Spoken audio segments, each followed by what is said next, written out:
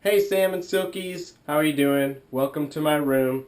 I'm in the process of cleaning it, so don't make fun of me.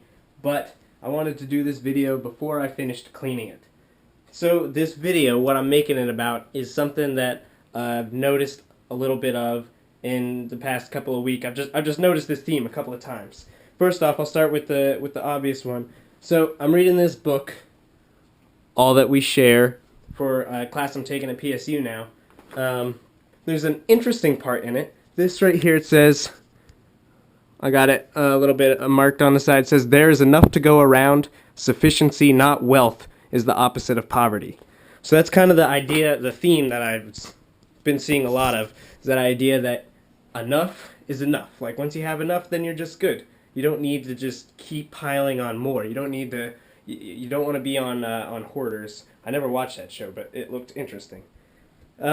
So my next example of it is this song here. It's Family of the Year. Oh, it's Hero by Family of the Year.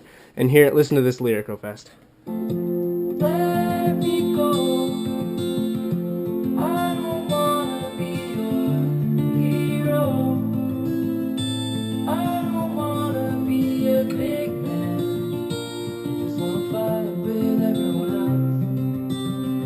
else. Okay, so that, he's saying he doesn't want to be a hero, doesn't want to be a big man, just wants to fight with everyone else. And, alright, fighting with everyone else, maybe that's not the greatest thing ever. But I think the whole idea is cool that, it doesn't want to be like this great, known, legendary person, just wants to be a regular person, doing their best. Sure, you want to be a good person, but you don't have to always try for this just ideal way up in the sky that it won't make you happy trying to get there, and then once you're there, you still won't be happy once you're there.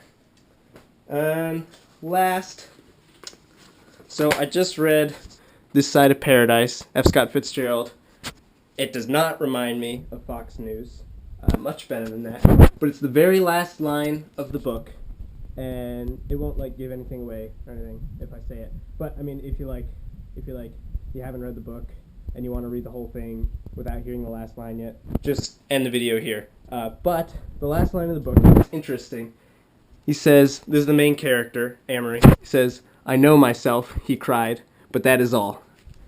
So he was just through this pretty difficult.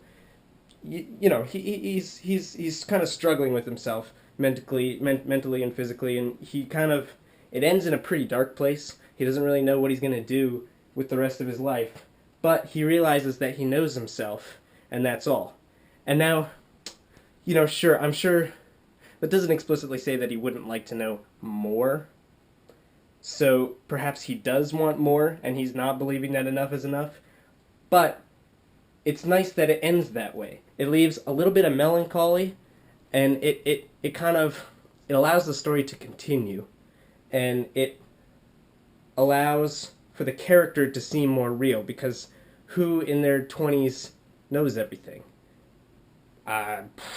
Nobody.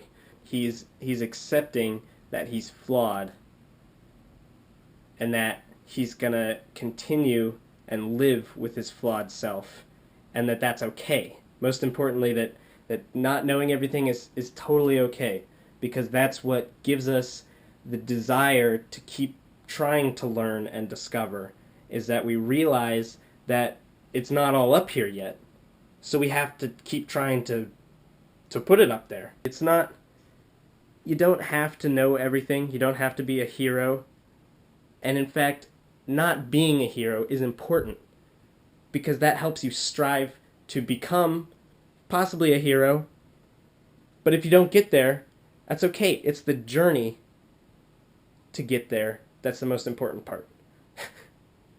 Took me a long time to get to that one little blurb right there, but I got it finally. So I guess I'll wrap this up. This is Robin Goss with Fox News, reporting live from my bedroom, which would be really awkward if people on Fox actually did that.